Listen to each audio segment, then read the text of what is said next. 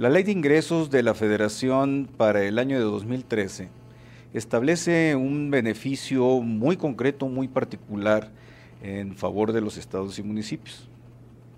Surge la pregunta de en qué consisten esos beneficios.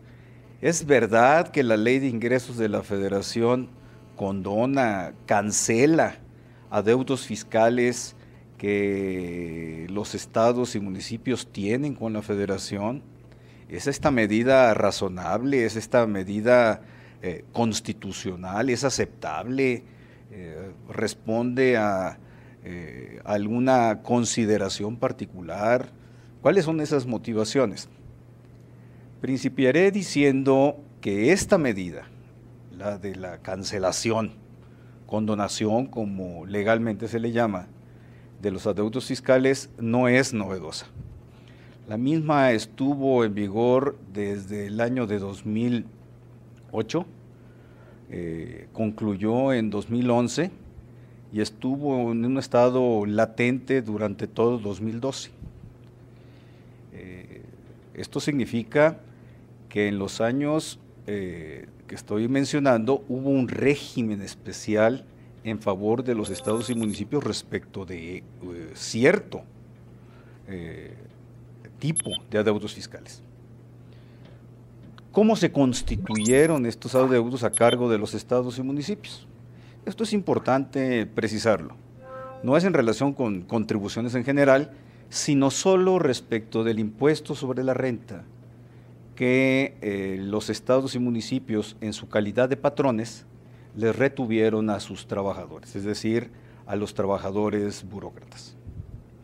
Estos trabajadores, al igual que los del sector privado, son contribuyentes del impuesto sobre la renta y tienen que pagar el impuesto que corresponda.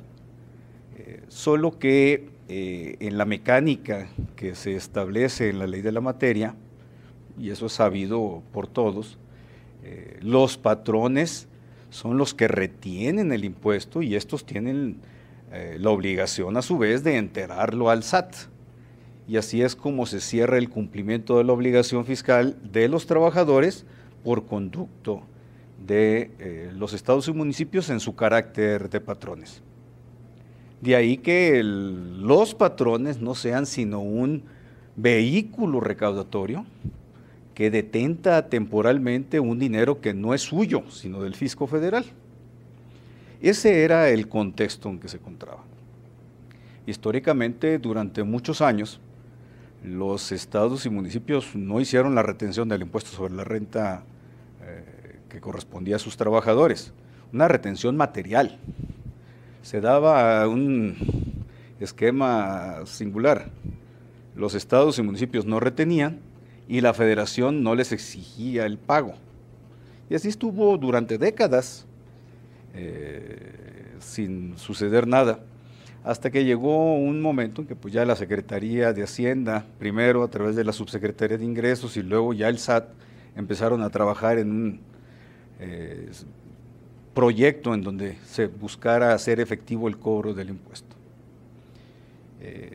Esta situación se agravó posteriormente con un hecho imprevisto y fue que la Suprema Corte de Justicia de la Nación declaró la inconstitucionalidad de ciertas prestaciones que recibían los trabajadores burócratas como gratificaciones, prima vacacional, etcétera, que estaban totalmente exentas, estaban exentas al 100% en el pago del impuesto sobre la renta. La Suprema Corte, en razón de una controversia constitucional, declaró la inconstitucionalidad de esa exención, con lo cual ese beneficio de los trabajadores desapareció y trajo como consecuencia que el impuesto sobre la renta que esos trabajadores debían pagar a través de la retención que hicieran en los estados y municipios también creció. Significó esto que los adeudos fiscales relacionados con esas retenciones fueron mayores. Todo esto generó una descomposición completa, importante, que en donde se afrontaron dos situaciones. pagar efectivamente con recursos que los estados y municipios no tenían, sobre todo que ya traía una carga financiera por conceptos de actualización y recargos, o bien, y por el otro lado, empezar a hacer una retención efectiva sobre el sueldo de los trabajadores burócratas, lo cual hubiera implicado la reducción de los sueldos de la burocracia.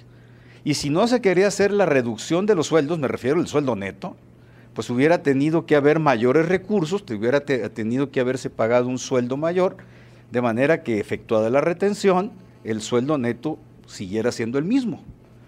Pero como tampoco había recursos, hubiera requerido de mayores transferencias federales. Entonces estaba una revoltura grande en donde en la cual realmente no podía encontrarse una solución real efectiva. Por eso se dio la condonación instrumentada a partir del ejercicio 2008. Primero, el diciembre de 2007, en función de una reforma a la Ley de Coordinación Fiscal, el Congreso de la Unión autorizó al presidente de la República a que diseñara un programa de regularización de los estados y municipios. Me estoy refiriendo específicamente al impuesto sobre la renta de los trabajadores. Y en diciembre del año siguiente, es decir, de 2008, el entonces presidente Felipe Calderón emitió un decreto para la regularización en cumplimiento de la autorización dada por el Congreso, un decreto específico. Nada más que este decreto presidencial ya no fue para regularizar, sino para condonarle a los estados el impuesto sobre la renta, es decir, condonarle totalmente sus adeudos fiscales. Y estos podemos entender, para efectos muy gráficos, es algo más elaborado, pero para efectos gráficos de esta exposición, por un lado, se les condonaron todos los adeudos fiscales anteriores a 2005. Por otro lado, se les concedió una condonación parcial respecto de los ejercicios de 2009, 2010 y 2011. Y se les dijo, si ustedes esta condonación parcial la cumplen satisfactoriamente, les vamos a también condonar los ejercicios 6, 7 y 8. Realmente fue una ganga las que les dieron. Si se ponían al corriente en los ejercicios 2009, 2010, 2011, en donde les daban condonaciones parciales importantes, por ejemplo, 2009 fue del 60%, 2010 del 30% y 2011 del 10%, una gradualidad razonable. También les iban a obsequiar una condonación por los ejercicios 6, 7 y 8. Quiere decir que de 2008 en anterior tuvieron la opción de regularizarse. Ya a partir de 2012 se entendía, porque no estaba el beneficio diseñado de ese modo, que tendrían que pagar las retenciones al 100%. ¿Qué sucedió? Pues que llegó el 31 de diciembre de 2012 y las entidades federativas y los municipios no habían cumplido correctamente con el pago de sus obligaciones fiscales. Si no cumplieron correctamente por 2009, 10 y 11, no operó la exención total por 2006, 7 y 8. Entonces, quedó suelto todo. El Congreso de la Unión pues tuvo que diseñar un nuevo esquema para condonar de nueva cuenta todo, pero ya sin condición alguna. Les dijo, dice simple y sencillamente en la Ley de Ingresos de 2013. Tú paga correctamente el ejercicio fiscal, paga correctamente el mes de diciembre de 2012, solo un mes, y te vamos a condonar todo lo anterior. Es decir, de noviembre hacia atrás, todo queda borrado, borrón y cuenta nueva. Ahí sí ya quedan incluidos todos los conceptos declarados o no inconstitucionales por la Suprema Corte con anterioridad. ¿Qué es lo que en realidad hace este decreto del Congreso de la Unión con motivo de la Ley de Ingresos de la Federación de 2013, en vías de hecho lo que hace es concede una exención completa a los trabajadores del Estado. Y por el otro lado, también en vías de hecho, restablece la exención que fue declarada inconstitucional por la Suprema Corte de Justicia de la Nación. ¿Por qué se ha generado tanto ruido mediático?